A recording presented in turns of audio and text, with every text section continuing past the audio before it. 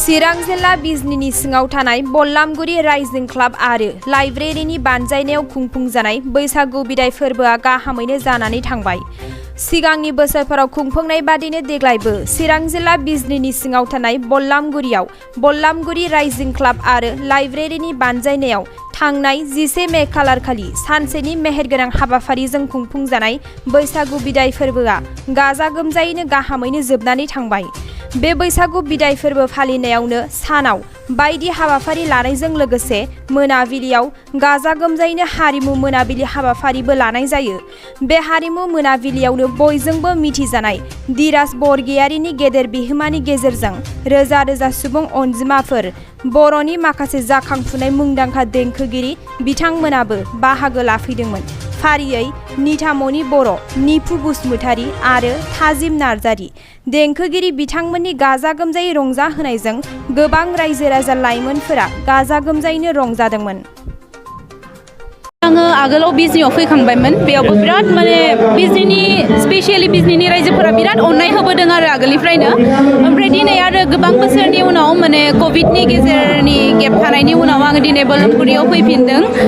बेनि थाखाय आं बिराद मोजां मोनदों आरो रायजोफोरनि सापर्टखौ नुनानै आङो बिराद गोसो दुंदों आरो बिराद मोजां नांदों खननानै।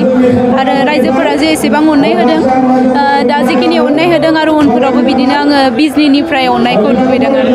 नैबे बोसोराव बैसागु दानाव मोनबेसेसो नोंथाङा प्रग्राम बानाय जाखो?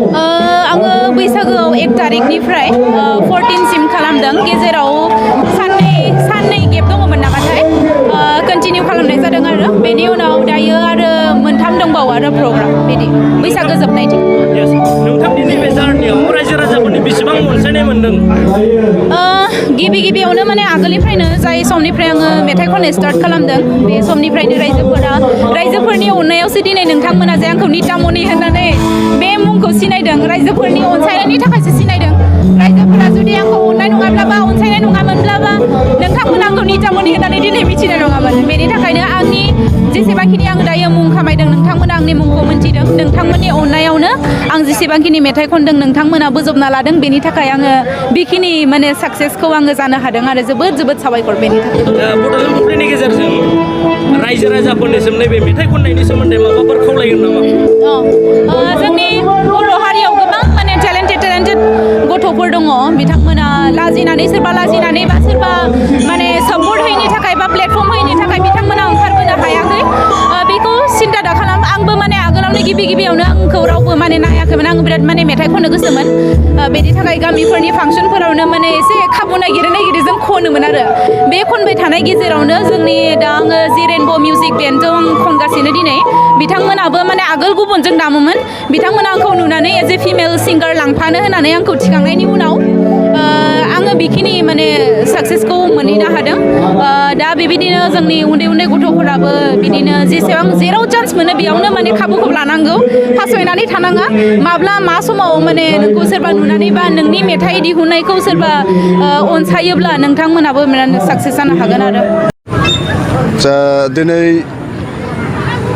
बल्लामगुरि राइजिं इउनाइटेड क्लाब आरो लाइब्रेरिनि गेजेरजों जोङो 8थि रंजालि बैसागु बिदाय फोरबो जों बेयाव फालिदों।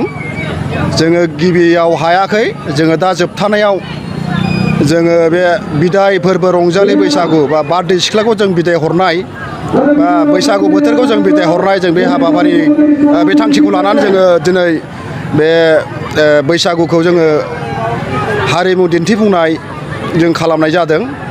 आरो जोङो बोथोर आरो माखासे उसुबिदानि थाखाय जोङो साननि जि हाबाफारि गथ'फोरनि फरायसाफोरनि जि हाबाफारि खारनाय बारनाय मेथाइ रोजाबनाय खन्थाइ आवरायनाय गोसोखां लिरनाय बायदि रोखोम जोङो सिगाङाव जों लाबाय थादोंमोन। एबार जोङो बोथोरनि थाखाय जोङो उसुबिदानि थाखाय जों लानो हानाय जायाखिसै। दा आङो बेखौ गिबियावनो निमाहा बिबाय।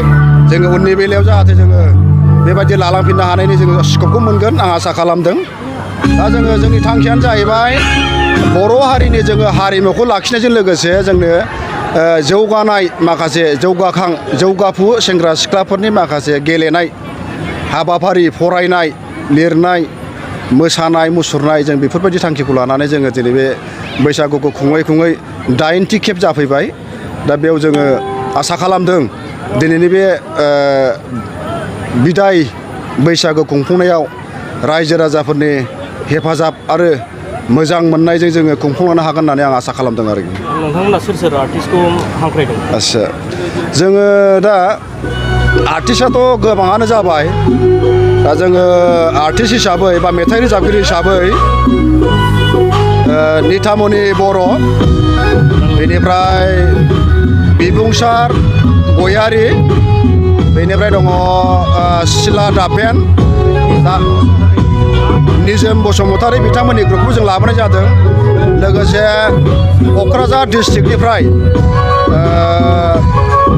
बैसागु मोसाखावरि बबिता ग्रुप डेन्सार होननाय जों बिथांमोनखौबो जोङो खावलायनानै लाबोनाय जादों आरो बेजों लोगोसे जोङो दिनैनि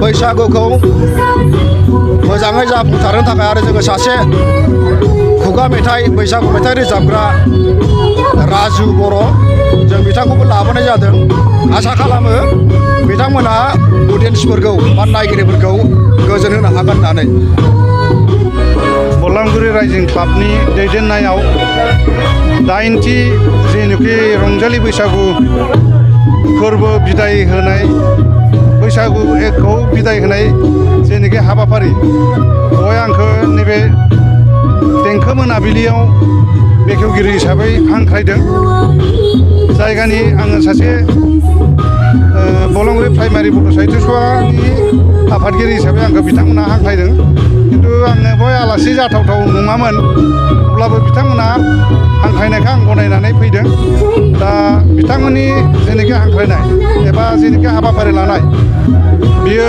खोब मोजाङै जादों खारन बोसोरनै बे कर'नानि आमोलाव जोंहा रंजानाय बाजानाय गैयामोन बे रंजानाय बाजानाय गैयियाव नै दिनैनि जेनोखि हाबाफारि लादों साननि आरो मोनानि बे हाबाफारियाव रायजो राजाफ्रा लोब लोब फैनानै बाहागो लाफैदों नायनो फैदों आरो बिथांमोना मोजां मोजां आर्टिस्टखौ लाना फैदों दा बेवहाय आङो मोजाङै मोजां जाफुंसारगोन होननानै आसा खालामदों हयथ' बोथोराबो इसोरा अनगोन खोमा बोथोरा एसेबां गाज्रि जायाखै दाबो बा हानाय कन्डिसनाव गैया बेखायनो आं मोजां मोजां जाफुंसारगोन होननानै मिजिं खालामदों आरो रायजो राजाफ्रा बेवहाय फुलि क'अपारेसन होदों आरो लोब लोब फैनानै बाहागो लाफैनाय नुनो मोन्दों आङो नोंथाङा सरखारि साख्रि नागिरदोंना नोंथांनि थाखाय मोनसे गोजोनथाव खौरां नोंथांनि थाखाय दं एडुकेट पइन्ट जेराव नोंथाङा सोलोंथाइ लानायनि गेजेरजों सरखारि साख्रिनि गुबुन गुबुन रोखोमनि गोब्राब आनजादफोरखौ उथ्रिसारनो हागोन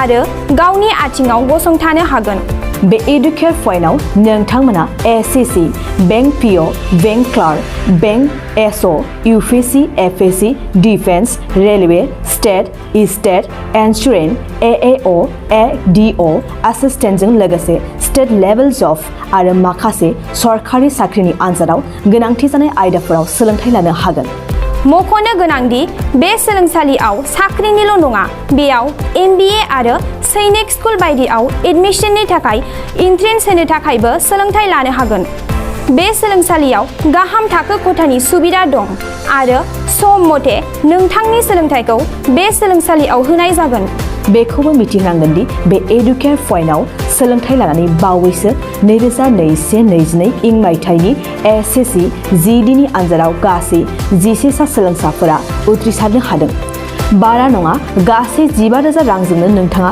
बे सोलोंसालियाव 6 दानसिम सोलोंथाइखौ लानो हागोन बे सोलोंसालिया क'क्राझार बरपेटा रड गवालपारा आरो बङाइगावआवबो दं क'क्राझाराव सोलोंथाइ लानो गोसो गुदुं जानाय सुबुंफोरा 70020261133 9101 536360 70020261133 9101536360